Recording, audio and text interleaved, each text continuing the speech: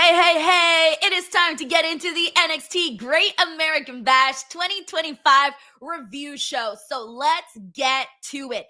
I'm going to kick things off with my initial impression of this show and then what I actually thought once I watched it. So first and foremost, as a person who loves to watch NXT on a weekly basis, I wasn't that hot on this particular card. When I saw it on paper, I thought, man, there really isn't a match on here that I'm gravitating towards. There's not one match that I'm dying to see. And I feel like that's part of the reason why going into Great American Bash, I really didn't have any high hopes for the show. I was just kind of going into it expecting whatever we got. Like there wasn't anything that I was riding on. There wasn't a match that I was thinking, oh, this better happen. None of that. I didn't have any of that going into the show. So truth be told, I didn't think that heading into Great American Bash that it felt like a must-see show. Now, with all of that being said, I just watched Great American Bash and it was a very, very easy show to watch. There were only a couple of matches, and even though I'm not going to lie to you guys and say, oh, this is a must-see show, I'm not going to say that.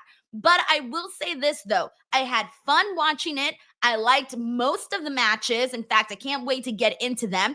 And then I also thought that it wasn't like a bad show at all. It wasn't. It was so easy to get through. I watched it on the Peacock. I fast forwarded the entrances and things like that and videos so that I could just get right into the matches or see the promos and things like that. And it made for a very, very easy show to watch. So here's what I liked about the show. Now, I want to start it off with the main event because you know me, I love the ladies. Plus, we're also a couple of hours away from Evolution as of right now that I'm shooting this video. So I want to kick things off with the main, which was Jordynne Grace and Blake Monroe versus Fatal Influence.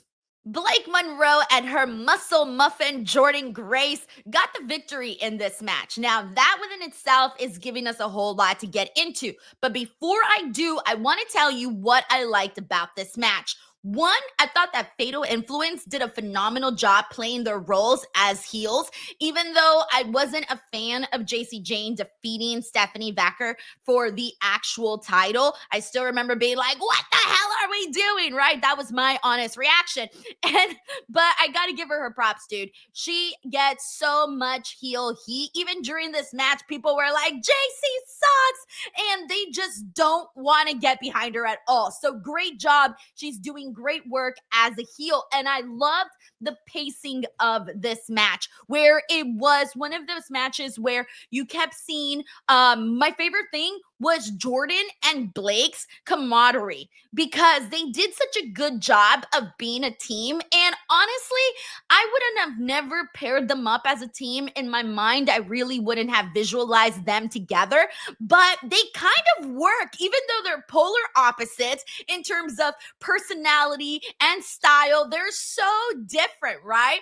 The biggest thing that they have in common is that you got a Sabrina Carpenter fan in Blake Monroe, and then you got a buff Sabrina in Jordynne Grace. If you saw the memes, you know exactly what I'm talking about.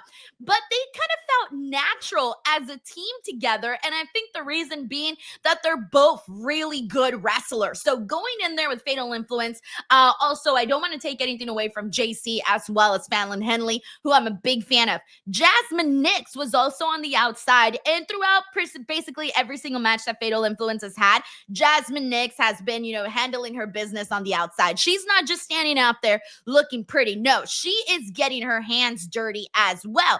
But during this match, though, when Mariah defeated the champ, JC Jane, I started to think, oh, shit, okay, here's the deal. I'm starting to wonder now if Jordynne Grace is actually going to defeat JC or not during this match, because the fact that we saw JC lose tonight, it makes me think JC is winning today at Evolution, because you can't just do that to her. She can't just be like, bam, lost here tonight, suck it, sayonara. No. So now I'm starting to wonder, oh shit, is JC getting this victory over Jordynne Grace? That's how I'm feeling heading into Evolution. And I kind of already started to feel, as of a couple of days ago, I started to feel like JC was probably winning at Evolution. And the reason I started to feel that way is because I have been covering TNA Impact for Busted Open. And there we have seen a whole lot of interactions between Masha Slamovich and Fatal Influence. And we have seen Masha and JC go at it. And even during this match, we did see Masha Slamovich go out there and attack Jasmine Nix, right? Because Jasmine Nix was getting involved. So Masha Slamovich, being more of a babyface, came in here and basically took her out. Now, some of you guys may be wondering, well, what the hell does Masha Slamovich have to do with this? If you're not watching the TNA side of things, well, the winner of Jordynne Grace versus JC Jane at Evolution is going to go on to face Masha Slamovich at Slammiversary, which is one of their biggest shows for TNA. So whoever wins that is gonna go on for a title versus title match. And that's why I thought, okay, Jordynne Grace is probably gonna win this, because if I can visualize anybody as double champ, knockouts champion, and NXT Women's Champion, it's Jordynne Grace. Like, Jordynne Grace is the person to do that with, because she is the one that came from TNA. She has a huge history with TNA. She's a former TNA Knockouts champion. And so it all makes sense, right? It all makes sense for this to be Jordynne Grace. But what if they want to go in a direction that doesn't necessarily sound as predictable? Now, the other thing, though, is that I thought, okay, if they do JC versus Masha, does that mean JC wins? Because they hadn't really introduced Masha to the NXT side of things. Like, if I recall, I think this is like one of the first times they've seen her on NXT. So like, this was huge to have Masha on here. And so I'm looking at this thinking, I don't know what is going to happen anymore. I thought it was very obvious Jordynne was going to win this match at Evolution, but now I'm second guessing myself based on the involvement that we've seen with JC over on TNA and Masha, and based on the matchup of her losing today with Blake Monroe getting the pin on her. So it's just one of those things where I'm like, oh shit, like, I don't know what the hell is happening here. But overall, though, I did love the match. I thought it was really good. I love the fast-paced energy in this, and I was a fan of, again, Blake Monroe and Jordynne kind of as this duo. And also, if Jordynne does lose at Evolution, what? We better be seeing her on the main roster. Oh, and the other thing that I was thinking about during this match, before I forget, is if JC Jane does win, and I think that she will go on to eventually lose the title to Blake Monroe. And I think that Blake Monroe will probably win the title. If they do Blake Monroe versus JC Jane over at NXT Heatwave, which is going to be taking place, I believe, the 24th of August, then we would probably see Mariah May defeating her that night, because again, she pinned her. So no matter what happens, like, if JC Jane retains, Blake Monroe now has an opportunity to say, hey man, you owe me one because I pinned you, and I'm in debt. I'm bound to now have a championship shot against you, and she has reason to claim so.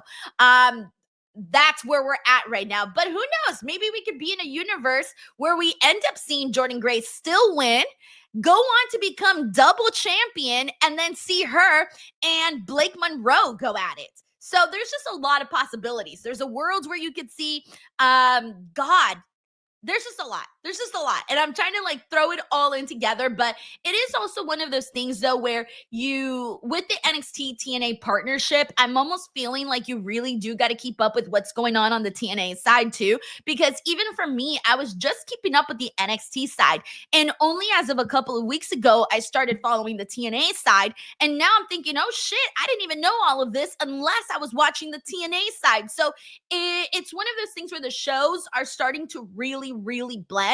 And if you're not at least keeping up with the highlights of what's going on the TNA side, it could be a little hard to kind of connect all of the dots because it feels like the missing puzzle pieces are over on the TNA side. If you're a TNA fan, some of those missing puzzle pieces are over on the NXT side. But now let's go ahead and get on to our next topic. Alrighty, the next match that I want to get into is Ricky Saints versus Ethan Page in a Falls Count Anywhere match for the NXT North American Championship. Now, this was one that I gotta say, this match was under 15 minutes, and damn, Ricky and Ethan did so much in under 15 minutes that this was one of my favorite matches to watch on this card. I almost feel like this was the match that was most worth tuning into. And mind you, what I had said at the top of the show is that I wasn't even interested in seeing this match again because I thought, okay, I've already seen these two guys wrestle.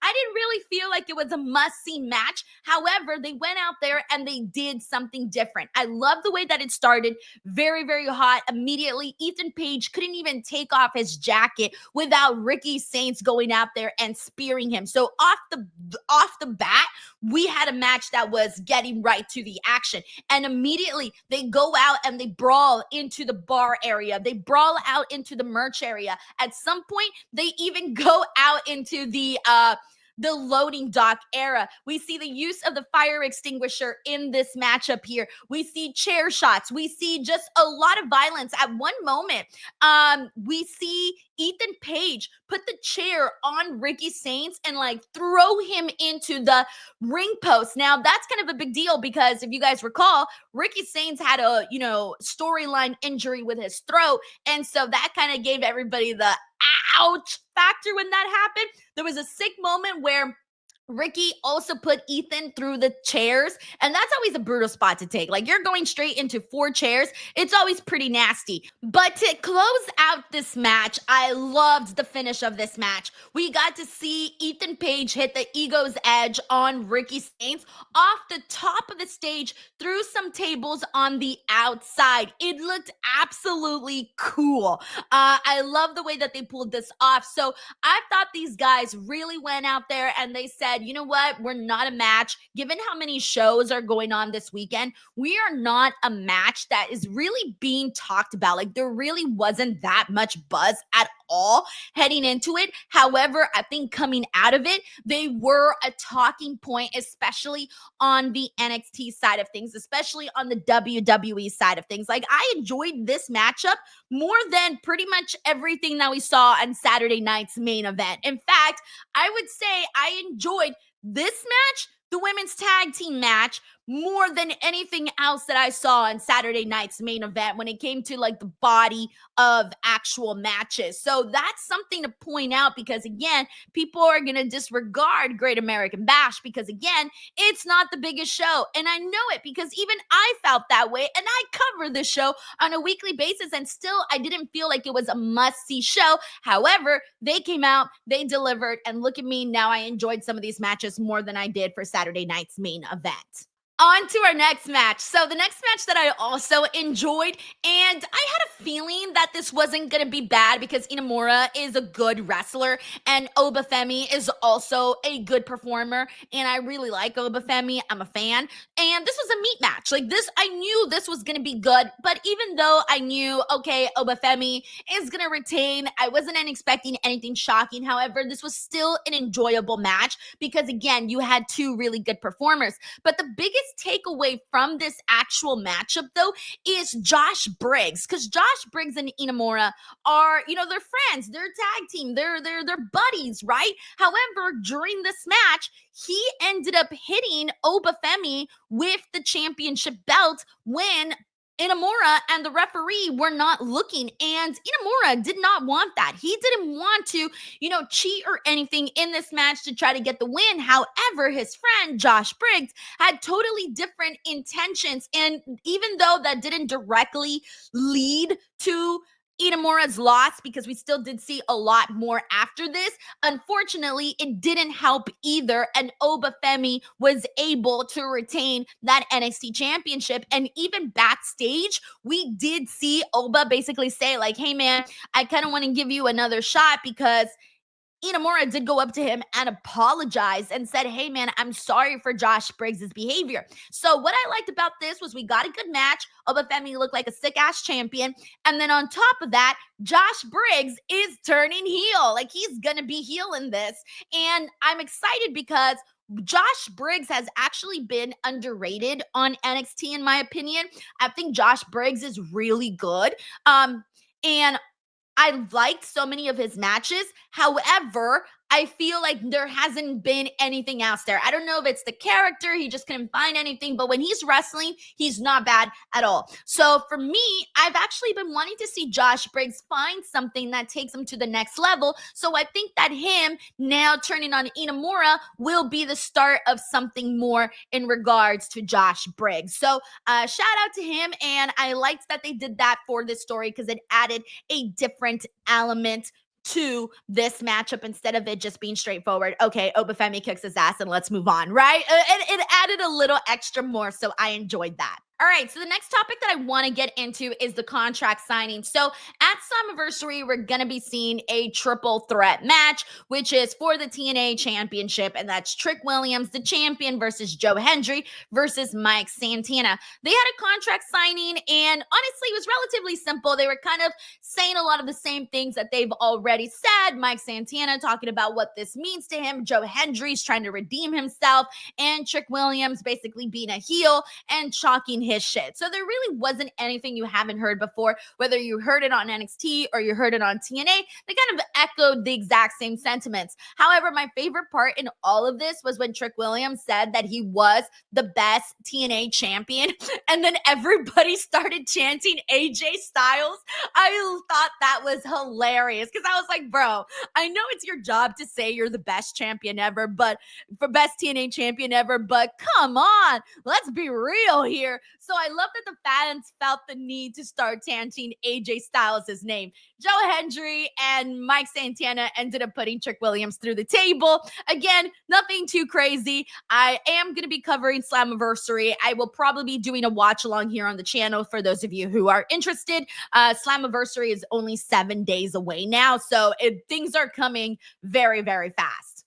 Alrighty, so next up we have the NXT North American Women's Championship match, which was Izzy Dame versus the champ Sol Ruca. Now, I'm a big fan of Sol Ruca. You guys already know this if you watch my NXT reviews. However, I gotta tell you, I wasn't a big fan of this match. And the reason I wasn't a big fan of this match is that unfortunately, I kind of felt like, they really went out there, they tried their very best, but there were a lot of moments that kind of took me out of the actual matchup. And the moments were with just some of the spots that they attempted didn't necessarily land as nicely as they should. Some of the match wasn't as clean as it should be. And sometimes when I see that type of stuff, it does take me out of the match. Like moments that like missed timing or not landing a move completely, little things like that can take me out. If it's just one time, no big deal. But if it happens a little bit more consistently in the match, that's when I start to get out of it. And unfortunately, that happened to me during this matchup here. But other than that, I cannot wait for Zarya and Sol Ruca to break up already. Break up. I've been saying this every week on NXT, but I'm done with their friendship. I want Sol Ruca to be her own thing. I want Zarya to turn on her, and I want Zarya to be a mean girl. And I'm pretty sure it'll happen. At least I'm hoping it will, but we're taking a little bit longer than I had hoped to finally get there for that. And one more thing, shout out once again to Sol Ruca for that beautiful Soul Snatcher. That was the best part of the match and the actual finish for her to retain her championship. And next up, we have the opening match, which was Jasper Troy versus Javon Evans. So this was a fine little matchup here. Most of it, like pretty much like the first 80% of the match was Jasper Troy beating the crap out of Javon Evans, who had like injured ribs. So he wasn't at 100%, and Jasper was just laying the beating on him. So this was an easy match to make Jasper look dominant. The one big note that I had for this match, and keep in mind again that this is developmental, he hasn't had that much experience. He's your LFG winner, so he's still getting his footing, but I think that he's obviously on the right path. The one thing that I do want to see more from Jasper is that I want him to believe what he is doing, because he's supposed to be a scary motherfucker. Like, that's what he's supposed to be. He's supposed to be like scary and mean, like a Gunther, like an Obafemi, you know, those types of guys, because he's big and he's meaty and he could be scary. Like, that's what you want, right? And that's how he was acting in this match against Javon. I want him to believe it, though. I don't feel like he believes it yet. Like, he's going out there and being like, I got to be a tough guy because that's what they're telling me to do. I got to be scary because that's what they're telling me to do. But I don't think he believes it just yet. So once we start to see that kind of presence really come out of Jasper, then he'll be unstoppable. But right now, he's still getting his footing. So, hey, we're going to give him time, and hopefully he does find that. I hope he does find that trigger to kick into that gear, because if he does, then he will be really, really good to watch. He'll be really enjoyable to watch on NXT. Javon Evans still managed to get the victory here. So shout out to Javon Evans, always finding himself fighting up. He's like the ultimate underdog on NXT. And one of my favorite things that we saw on the show was Tony D throwing over the NXT Heritage Cup over into the water where the fishes sleep. I'm not a fan of the Heritage Cup. Many of you already know this, but I am so thrilled. I hope that means it's done, finitoed, and we can move on from that. However, I loved Tony D's promo that he did cut on the show, because he was basically talking about everybody that he brought into the family and how this is the last, what did he say? Sorry, I got my notes right here. He said this was the final ride. There you go. The final ride of the of the family. It's the final ride of the family. So I really like that he brought that up. On NXT, we are going to see a family business triple threat, which is going to be Luca Crucifino versus Stax versus Tony D. So this story should probably be coming to an end, or at least nearing its end. And that, my friends, was NXT Great American Bash. Thank you so much for tuning in to this quick review. I hope you appreciated it. I am covering every show. Reviews for Saturday night's main event is already up. Reviews for All In is up too. And shortly, you will be seeing a review for Evolution as well. Thank you guys so much. Do not forget to subscribe to the channel. And you guys can click right over here for some more wrestling reviews. Catch you on the next one. Bye, everyone.